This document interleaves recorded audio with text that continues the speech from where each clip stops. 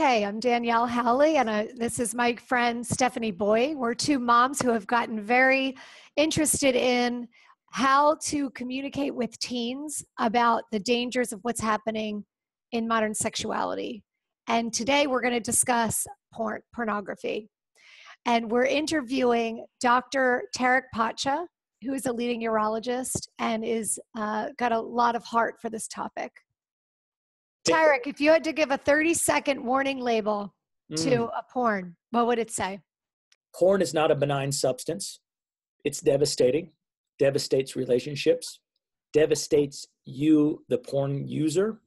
It will interfere with your ability to establish a healthy family and live to be your best self. It will devastate all of those, and it is very important to understand this is a very toxic substance. I'm Dr. Pacha. I'm a urologist. I've been practicing urology for over 8 years. So I'm starting to come across more of these problems, especially with younger patients in my clinic. The big problems of being able, primarily erectile dysfunction. Erectile dysfunction, as you know, is a extremely common treatment that we normally treat. However, what's interesting is for us, it's usually men that are much older. So what's happening these days, I'm starting to see men in the clinic that are younger, and it was causing me to kind of figure out, say to myself, well, what's the problem? Why is this happening? I mean, it's very, very rare I would see in the clinic, guys that I would see anyone under the age of 40 or under the age of, so I'm starting to see, 25, 30, 35. So it kind of spurred me into thinking, okay, what's going on here? So I come across some of the things. I typed in, erectile dysfunction, young person, and I kept seeing things pop up. This idea of, they'd say, stress and, poor health. And then I would start seeing pornography. And then I ended up coming across some of the work by Gary Wilson, who I, introduced you guys to, and his wife, Marnia. They're awesome. Fantastic work. She's actually, and they've done so much work, and they faced a lot of problems because, again, this is a probably $1 trillion industry. So nobody wants to hear this. So I think first and foremost is to understand that I think this is 100% reality. This is something that, I was definitely going to make time for this because it's important, because we need more information, more coverage, more discussion, open discussion. I came across, again, Gary Wilson's Your Brain on Porn. I got on his website, and then I started just, this being my area of expertise, it was a shame for us as a urologist, not to know these things, but not many do. You will not go to a typical urologist, and this will not be a discussion. Typical urologist will come in, and basically they'll come in and say, okay, they'll check basic labs. They'll say you're fine, it's all in your head, or they'll just give you some Viagra when there's really nothing wrong with the system down below. Viagra is great, or these type of medications are excellent for people that have vessel disease, vascular disease, where the blood flow is not very good. It's interesting. I was just saying to Danielle, right before you guys got on, I thought, I'm going to look up online the top 10 questions to ask your urologist. Mm-hmm. And I went to the Cleveland Clinic thinking this is one of our best, American hospitals in the country, and they had actually, one of the questions was, I'm a young man and I cannot get an erection, is that normal? They do not even mention porn. They do not even mention porn. That's interesting. That's a good point. It's still relatively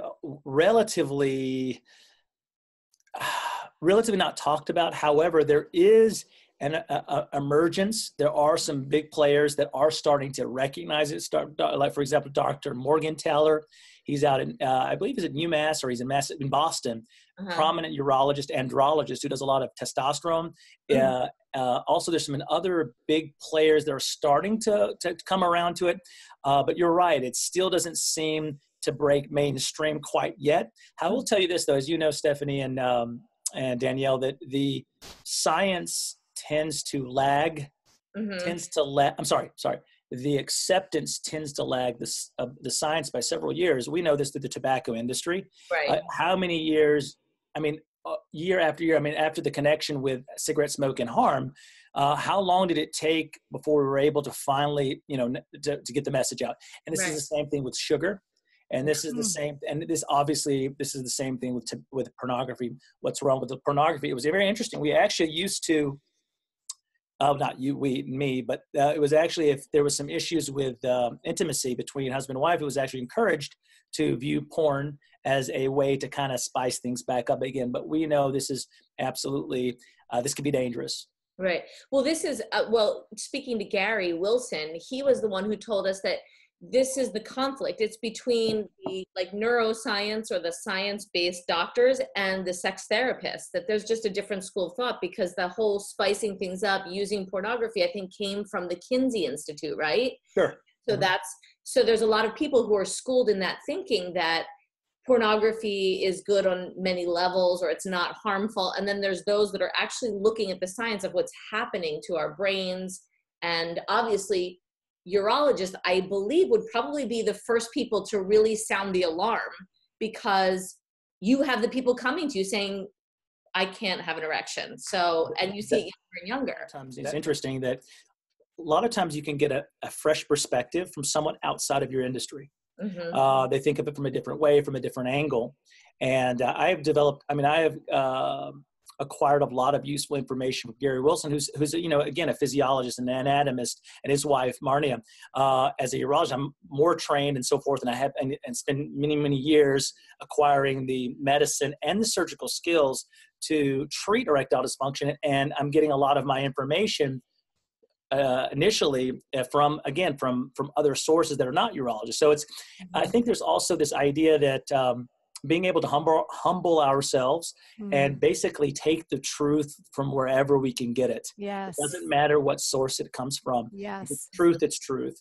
And if I have to step behind it and say, here I am, I support this, I see this, I have patients that respond to this. They say, doctor, how did you know? This is absolutely my issue. I have seen patients respond very well to the treatment, and of rebooting, the idea of stopping for at least, several months, and the awareness that this is a definite contributing factor.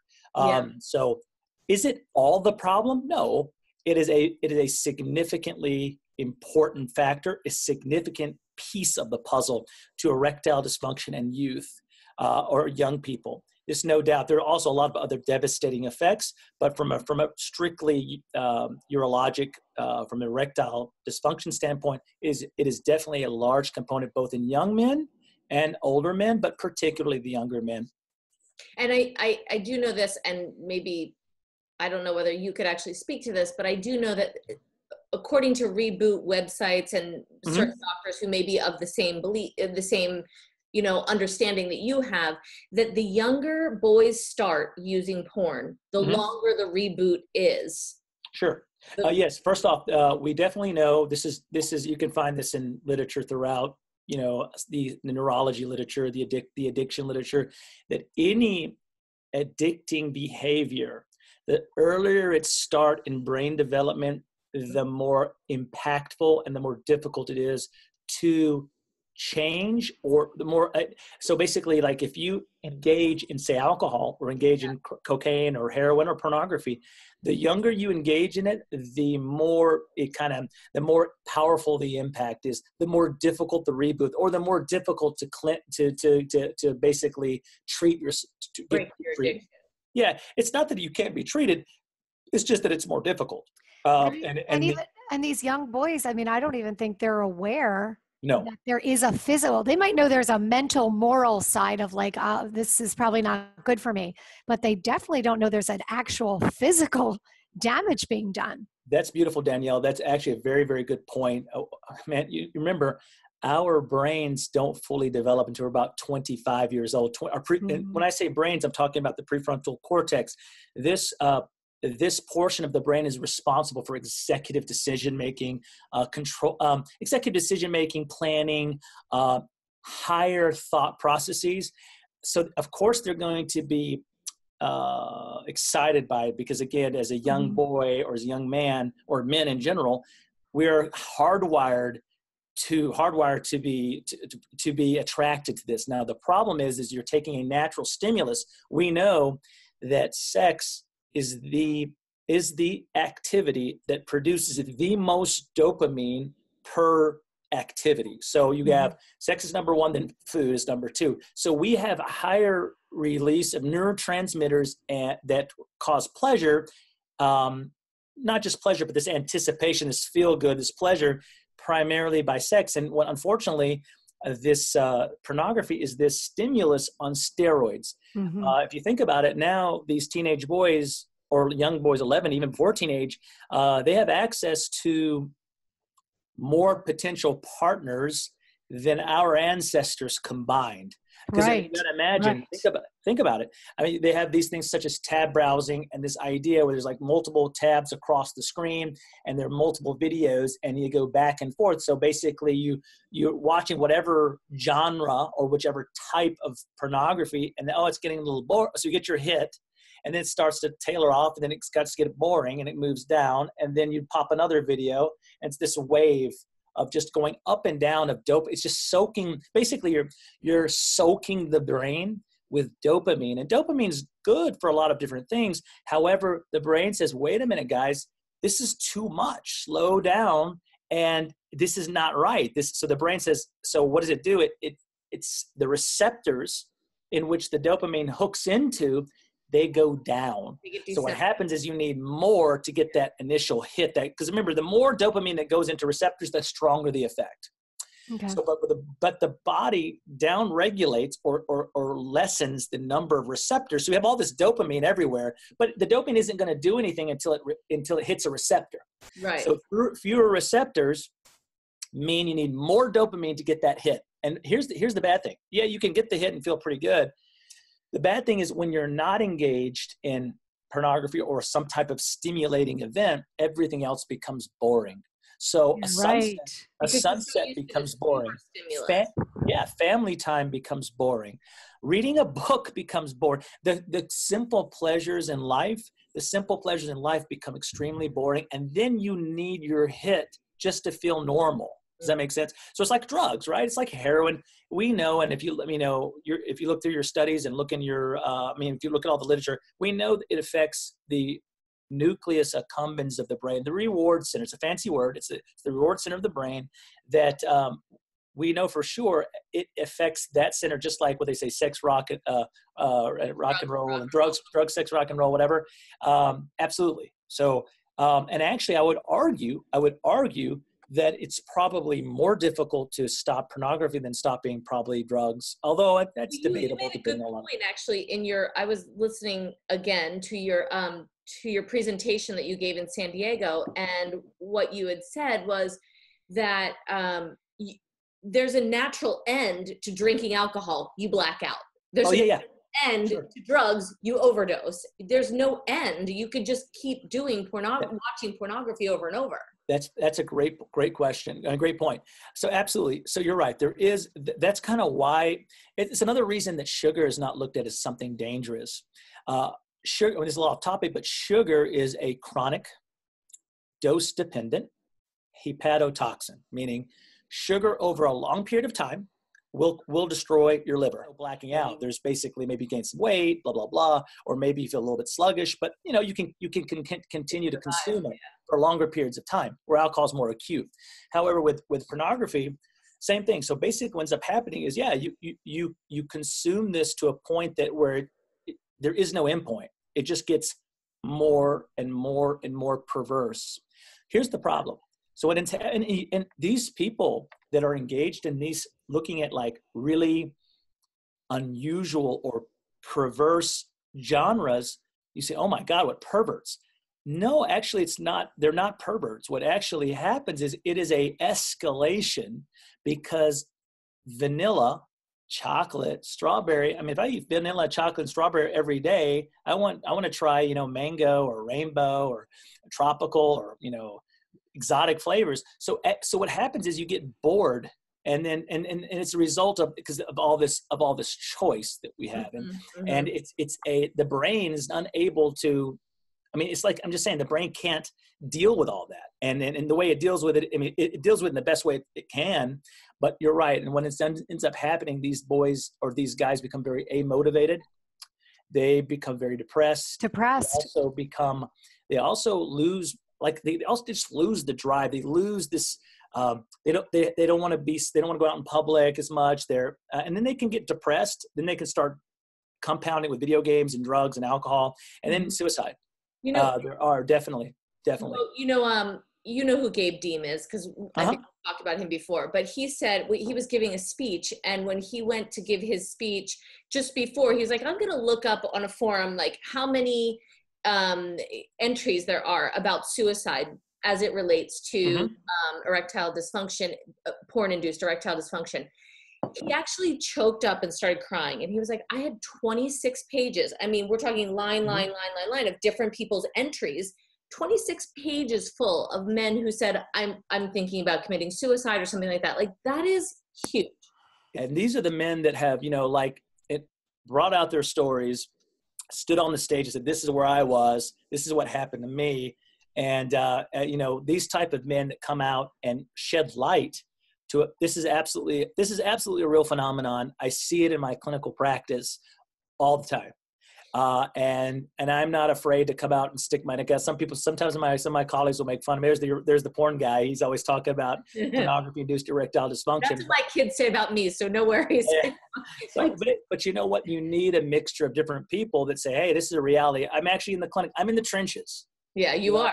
I see it and treat it. And the worst thing and the most frustrating thing is, I'll have a patient come and said, I have looked at for multiple urologists. I've driven over 100 something miles trying to figure out why I had this. You were the first one to say, we even mentioned this as a possibility. Yeah. So we now know for sure pornography, at worst case scenario, like you said, you hinted at this a little bit earlier. A lot of men, a lot of young guys, they feel guilty. And by the way, pornography is not just for the perverts and the stupid and the it's usually the highly intelligent, highly religious, and very sensitive kids.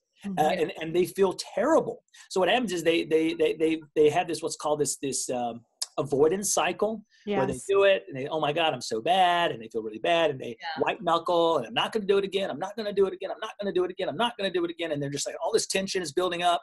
And then sure enough, they're stressed out, whatever, they go again. And it's this whole cycle, and it can be very, very, very, detrimental on their well-being. What is the emotional and physical, emotional and psychological state of your patients who come in with erectile dysfunction? Because I imagine that whatever a 50-year-old man feels, a 25-year-old man, I don't want to put words in your mouth, probably feels 1,000 times worse because he's in his sexual prime. So I'm just trying to get an idea of this, the emotional state of your erectile dysfunction. These men are devastated. Yeah. They come in, they're come so embarrassed when my MAs come in and get them ready. They'll tell them some other reason why they're there. Like, I have pain in my scrotum. They'll give an alternative explanation. And literally I've had until they get you alone in the room. Yeah. I don't blame them. I would do the same. Yeah.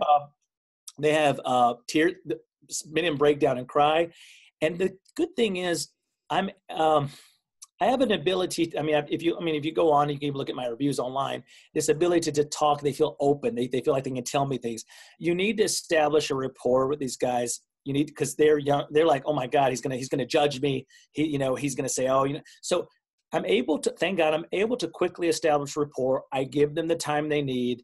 I ask in very curious, genuine, mindful, and sincere way, and they will open up because they know I care. Yep. You cannot go in there and say, oh, okay, you got an ED. Okay, all right, let's get okay, well, let me give you some Viagra. Oh, do you have any?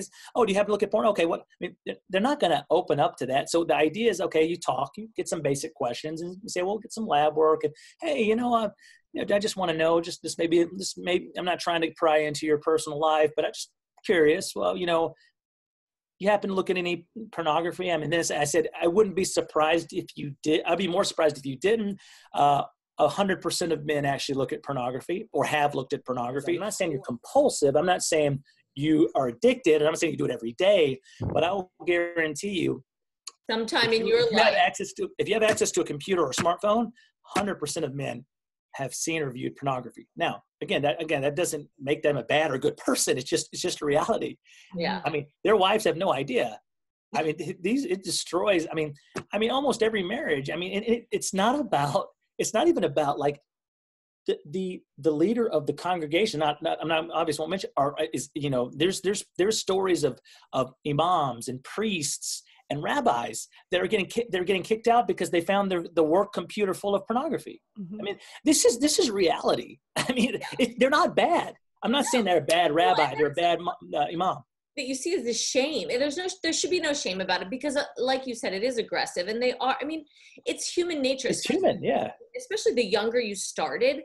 I heard this sex ed teacher say, and I thought it was so smart. He goes, we praise kids for curiosity. That's what they're supposed to do. That's what you do as a kid. You're curious. You want to find out. You want to learn how to have sex. You've heard about what is it, you Google it. Like, sure. That's what you do. Dangerous. And in most cases, it's not a big deal. You're searching, but when you get to this, then it's a completely different rabbit hole. It's a major rabbit hole. And then, oh man, I tell you, with the advent of the internet and the advent of it's very, very difficult to, if it's not your home, it's friend's home. I know. Yeah. Here's the deal. You have to really, and you have to educate them to self-monitor. 100%. It's back on themselves. 100%. What I say to my kids all the time is, be really careful what you're going to put in the file cabinet of your mind, because you can't take it out. 100%. Take it out. Irrespective of does porn cause changes in your brain or not, it certainly causes stress. Stress, we know, causes cortisol to be produced instead of testosterone. Mm-hmm. Everything comes from, there are many important hormones come from cholesterol. Cholesterol, from cholesterol comes testosterone, and from cholesterol comes cortisol, or your stress hormones, as well as what's called aldosterone, which is another type of stress hormone, causes us to absorb water and help our blood pressure come up if we need it in a situation, like in a stressful situation. The idea, stress is good, because the proverbial saying that when a bear is coming after you, mm-hmm. you don't want to say, hold on a minute, I just need to go ahead and procreate real quick. It's not, you're running your ass off. So the idea is, so you don't need testosterone there. You need cortisol. You need your heart rate to go up. You need blood to get to your muscles. You need to run, because you're going to die. Therefore, you will not procreate. So this idea. So we have this chronic bear chasing us all the time, and sensitive, intelligent kids can have this, the bear a little closer than others, and this can cause problems just secondarily from stress. Yeah.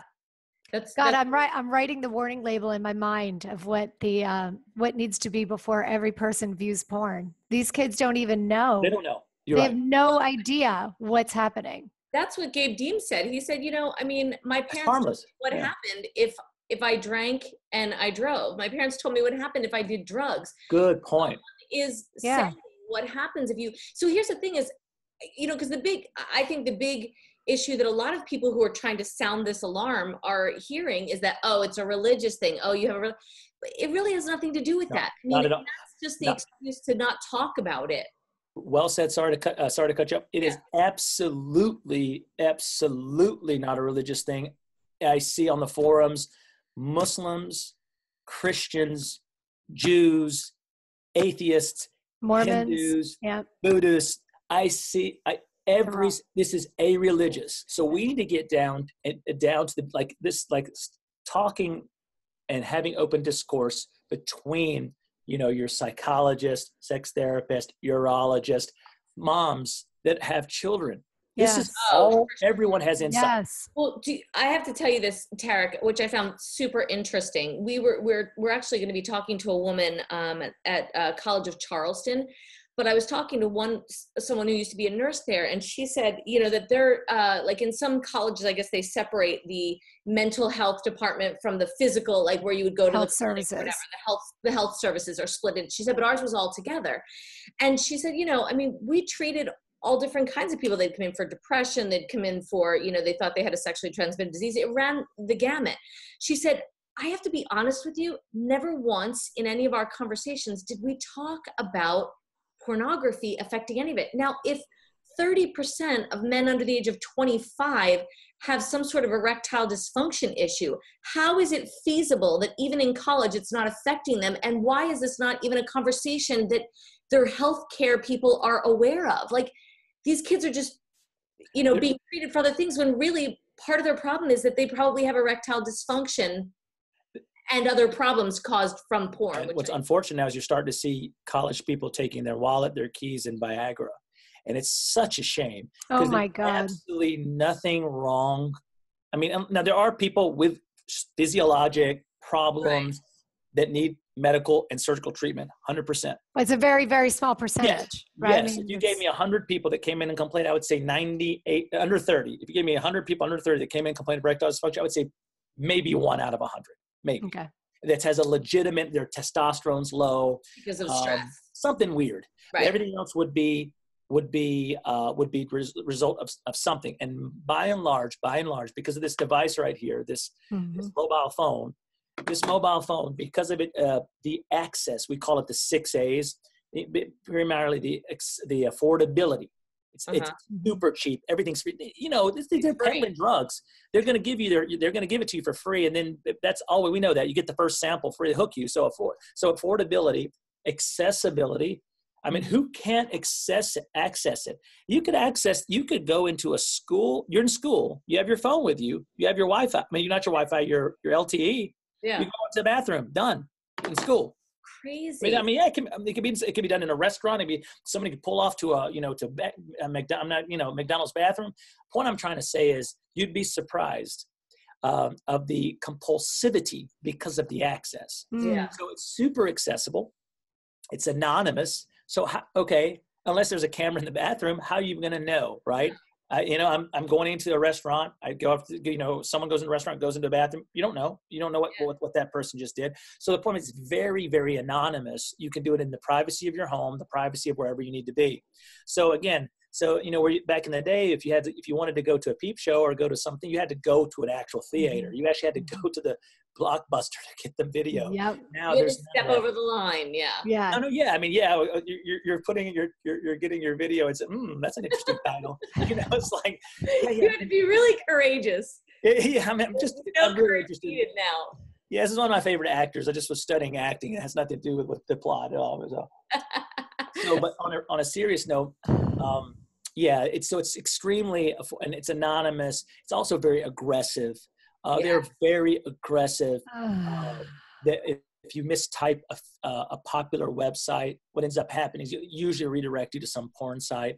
There's what's called mousetrapping, where you're trying to get out of it, but it just clicks, more websites come. You need to have the information first. Right now, they're not even getting the information. No one even knows this is going on. Awareness. Yeah. I mean, first step is awareness for sure. Situational awareness. You're right. So imagine my son's 8 or 7 and says, there's this very dangerous thing online. It's called pornography. If you do this, you may not be able to, maybe not able to have a family. It can lead to depression. It can, just like you talk about, just like my kids, they have no interest whatsoever in drugs. Not at all. They're not even interested. I mean, like my son's 13 and my girls are 9. But the deal is, drugs are, smoking is not even in the picture. Drugs are not even in the picture. Now, God knows what happens in the future, but in general, they know, where like you guys refer to very elegantly or eloquently, is that they're just like, oh, what's the harm in this? This is just fun. So what? And in reality, adult men that I've talked to, they have the same mentality. It's harmless. It's not. This brings me to one of my questions. I was telling my father-in-law about this, and he's like, he said, like, so I watched porn 40 years ago, 50 years ago. I've watched it my whole, like, what's the difference now? And I think that is what a lot of people say. Like, that's what I have a lot of people that I tell them, I watch porn. They think like that I'm just like this super zealous mom who just wants to keep my kid from, I don't care if, honestly, I don't care if my children have healthy, sexual, intimate relationships when it's appropriate. It's not about sex. It's about wanting them to have a healthy life. Sure. You know what you're basically. So why is it different? Why is it different, Tarek? I guess that's the question that I want you to answer. Well, what happens, like you said, because of the ill effects of prolonged soaking your brain in dopamine, you lose out on the beauties and the subtleties of life and human relationships. Not only that, which is worse than that, which is really disgusting or sad more than anything, is that how you start viewing the opposite sex as a man. As a guy, when you see this over and over, you have what's called mirror neurons, Mirror neurons are the ability to copy what you see. So for example, it's very effective to visualize. It's very effective to watch something over and over if you want to learn it, even if you're not doing anything. Like I can sit here and watch, say if I'm learning a martial arts technique and I want to, so I watch it and I watch it and I watch it and I watch, and then when it comes time to do it, I'm able to visualize. I'm able to be able to do it at least better. I mean, you still need to actually do it. But so what ends up happening is when you got a young man, 11, 12, 13, 14, 15 years old, has seen 10,000 clips of women who are basically abused, 100% abused, but they're acting like they like it. Oh, that's a whole nother video. That's a whole, the ill effects of how it's destroying the relationship. So what you were talking about, healthy intimacy, healthy relationship building is being destroyed by pornography. And because it's so rampant, like, I mean, even when I was young, I mean, you know, we may catch a Playboy. I mean, they don't even know what Playboy is, but we might catch a Playboy here and there. And it's like, it's not like, I mean, we had access to it. It's like there was this whole ritual. Oh, you know, they dig it under the ground. Yeah. And then, and so it was very hard to get access to it. So as you know, the more access, then what happens, we can't control ourselves. And this becomes this spiral of just these detrimental behaviors that lead to very, very unhealthy coping mechanisms. And very important,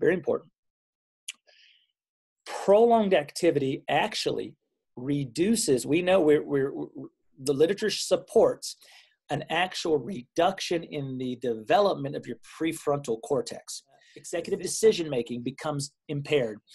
Emotional stability becomes impaired. The ability to connect with a human being is impaired.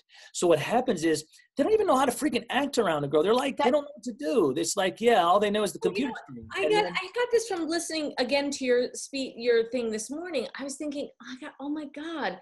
Like when my husband experienced being with a girl the first time, he touched her skin. Sure. Tactile. He smelled her pheromones. Sure. That was, whatever you call all three senses. Mm-hmm. This is visual, and this is your hand on your penis. This is not what the bringing in of another person's body, all of those things that you pick up, they're experiencing a sexual release without any use of all of, like, we use every sense when we have sex, pretty much. There is no intimacy in pornography. Zero intimacy, zero. There's nothing. It actually encourages this self-gratification. This encourages this idea that it's about you, it's about your pleasures. It is so being able to have a natural relationship, being able to, okay, she didn't really like that. That was too much, whatever. That was too much this. That was too much that. So you didn't like that. Well, let me alter instead of you going to do what I want to do. And unfortunately, a lot of things going on here, but unfortunately, he's going to mirror what he sees because he saw it over and over that the actress enjoyed it. Now, his girlfriend, who's going to be practicing it on, is not going to say, you know why? Here's the problem. A lot of them, hopefully they will, but the problem is they don't want to lose him, right? Or they don't want to disappoint him, or they're very insecure for many other reasons. Also, they have cues from society watching just, music videos. And if they porn, then, every porn actress is like, oh, I love it. You know what I mean? You're just mimicking that. That's the problem. And if we can get to the point where they can understand that. Then with the manipulation. Sure. There's too much money to be made here. This is a humongous industry, but that doesn't mean that we don't continue our fight. And that's what makes life meaningful. And I think of life as really just two simple concepts: meaningful relationships and meaningful work, repeat day in and day out. That's really what life's about. That's it. I mean, all the stuff you can read and think about, that's really, I've got it boiled down to those two concepts, because when you engage in pornography, you are destroying your relationships. Now, that's your relationship with God because you feel guilty. You're destroying your relationship with women, with yourself. You're destroying your relationship with yourself. You're like, what am I doing here? And your community, because you isolate. Oh, every time you go onto a pornography site, by the way, it's not harmless. It's not free. Every time you click onto a site, you are supporting that site. So I see this all the time, and you cannot take the energy like of a girl who's been sexually assaulted. They're all on major drugs when they're they're feeding them alcohol and drugs. You can actually find videos of girls who say the truth. Oh my God. It is scary. So devastating. But, you know, you are contributing to their sadness, to their brokenness. I mean, seriously, that literally makes me like, you know, my heart cry. I'm just visualizing, honestly, I'm visualizing just millions of young boys in their room on their phones and all the damage that's being done while their parents in the other room making dinner. Have no idea. And like have no idea what's going on. 100%. And the kids have no idea. I mean, psychologically, but physically and psychologically damaging themselves. 100%. And what I try to, you know, we try to need to remind our boys and remind our men, would you like that to be your mother? Would that would that like to be your sister or your aunt or your grandma? If you're a man, would you like it to be your daughter? I mean, yeah, shut a man down faster than anything. Yeah, that's the fastest because you literally like, you know, like just pierce the heart because I have 2 daughters and absolutely. So it's like, but the problem is the big problem is the objectification, and this whole society has always objectified women. Doesn't matter. She's not a mom. She's not a sister. She's not your daughter. She's just for your own sexual gratification. Because I really believe that when you actually humanize a porn star, you can't behave the same way. I mean, you can because it's an addiction, but when you see it, and I say it to my son all the time, I said, what do you know about porn stars? You know, because do you know that porn stars die on average at 38 years of age? Sure. Because of drug addiction, because of, you know, suicide. I mean, it's a horrible life. And how can that be the average when the average American is dying at 78? Because something is going wrong in that group of people. And you have to look at that. You have to take ownership. If you're going to click on that, you take ownership for what is happening to those people. I love it. I can't agree more. We're dropping mental bombs. We're dropping mental bombs. You dehumanize her. She's not a human. I mean, she doesn't have a soul. She's not a mom. She's not a sister. She's not a daughter. So you do that enough, then it's like, it's very simple. And by the way, we know it causes aggressive behavior, increases rape. Well, actually, you just hit on a really important thing. And I think that this is part of the problem. A lot of men that are using it don't want to cast aspersions on their kid because it's like, oh, it's not that bad, and they don't want to call themselves that, or they don't want to never look at porn again. You know what 100%. I mean? That's a big 100%. The idea is we have to step up and be examples, which is not easy. We have to clean up our own acts, which is, like I said, exceedingly difficult. But here's the deal: we do the best we can. We educate. You know, we do these type of things. I really commend you for the documentary here, or, you know, trying to, you know, to kind of get the information out.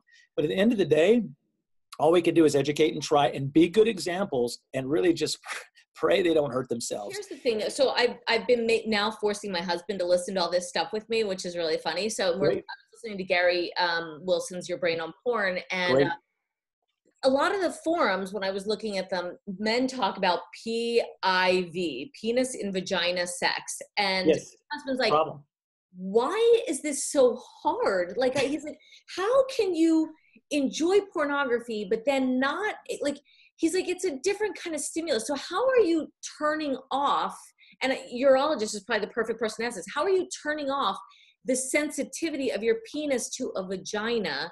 That's a great question. That's a whole nother topic. Nother topic with regards to what's basically happening is usually when men watch pornography, they always accompany it with masturbation. Right. You know, last time I checked, the plots were not that interesting. They don't watch it for the plot or for film school or anything like that, or homework problems. They're not really interested in those things. So really, in reality, it's basically find the perfect picture, perfect video to climax to. That's what it is. Yeah. So what happens is men develop this. Every man has their own masturbatory style. So this style, some are very aggressive. Some are like, they just have all these different rituals. Yeah. Some are, and so what happens is, here's the problem. You do this over and over and over. This is a learned response. So the body learns to orgasm only to a very specific way. So Ah, even if, so for example, if you didn't do this, if you didn't masturbate or if you didn't masturbate compulsively, yeah, it's not like you do it one time, oh my God, you know, you're not going to be able to have sex in a right. vagina. That's not what I'm saying. But if you do it compulsively over time, you've trained just kind of like the Pavlovian dog, you know, where the bell is all that's needed for sexuality. So basically, in order to orgasm, you have to do it a certain way. And if it's pretty intense, what ends up happening is they develop a technique where the vagina, the physiologic vagina, which is perfectly created in a normal circumstance, is unable to provide the stimulation necessary to ejaculate. Right. So it feels like somebody they just don't get the sensation that they need. Right. That's usually, like, so his thing is like a vagina is so different than a hand. of course. But so what I guess is also it's a combination of their hand and the visual stimulation. Sure. That's true.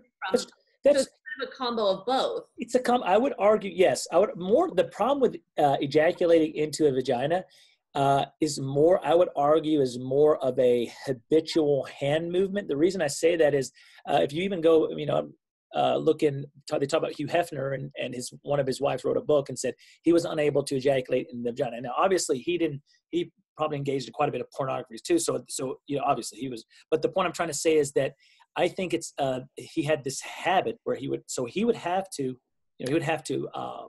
be able to ejaculate in the vagina. He'd have to pull out and use his own hand. Not even another woman would do it. It would still not work. So his style. So yeah. So it's a problem. I actually have some guys that have isolated problems where they don't watch pornography, but they masturbate a lot. And what ends up happening is they say, "Doc, I can't." When I try to go into my wife's vagina or my girlfriend's vagina, I can't ejaculate or it goes soft. Yeah. Wow. I guess, you know, it's interesting because I saw, I don't remember who it was, but they were talking about how if you know, back in the day, before there was a boy starting at age 12, masturbating excessively for years because it's, you know, a growing addiction or whatever, you know, they might have masturbated a time or two when they actually got their Playboy magazine under their dad's. But some of their first sexual experiences were also having sex, real actual sex. Sure. And so their brain wired to enjoy that as much as the masturbation. So it was like kind of like two tracks of pleasure, if you will. Whereas now they're only masturbating. And as we know, kids are having sex later because they're masturbating. You're right. They have their own sexual lives.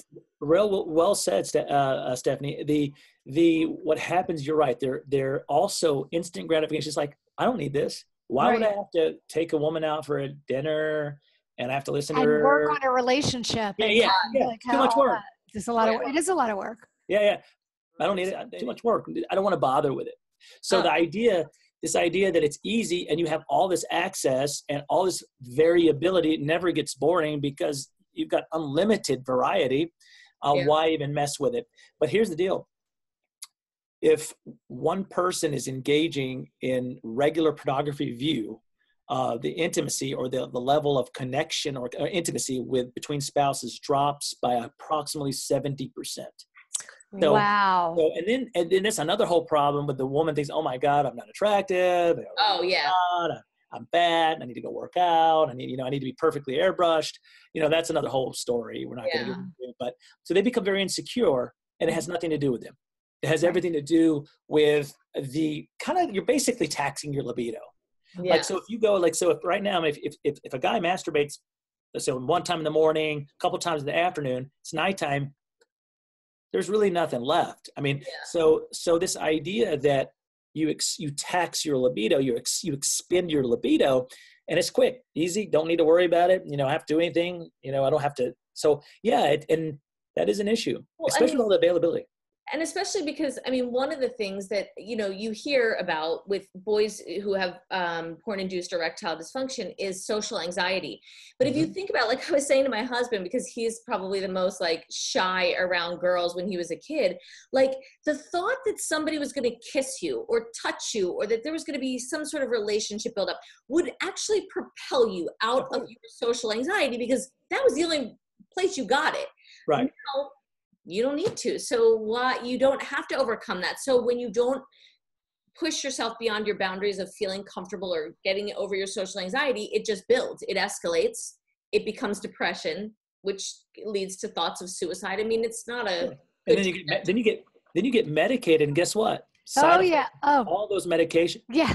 Side effects. Erectile dysfunction. Yeah. So you're right. Oh so my God. You're on Paxil, all the Seroquel and all these, all these Zoloft. So you're absolutely right. So you made a great thing, because I said to Gary Wilson, I said,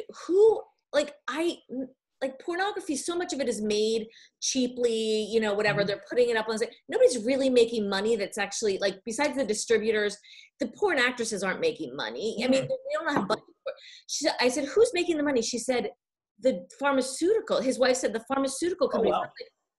Duh, like Viagra, sure, medication, like they have a very vested interest in not allowing. That's interesting.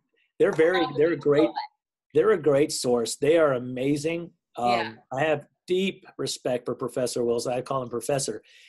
He's a great man, and his TED Talk, his TEDx talk generates several million views. Very well done, and his efforts, they have just hats off. I have deep respect for them. But yeah. I mean, I think, like I said, I respect what you guys are doing. I said this was worth it. Whatever time you guys needed. We appreciate your time, and it's no problem. And I thank God that some boys are finding a physician like you. Well, it brings chills to my arms. The ability to at least give them a chance. Yeah. Because if they have no idea, they're like sitting here scratching their heads. Like, what's wrong with me? Yeah. Why can't I perform? And the devastation that it causes. Complete devastation. Look, imagine if you're young and you're trying to start a family. That's even more devastating. Yeah.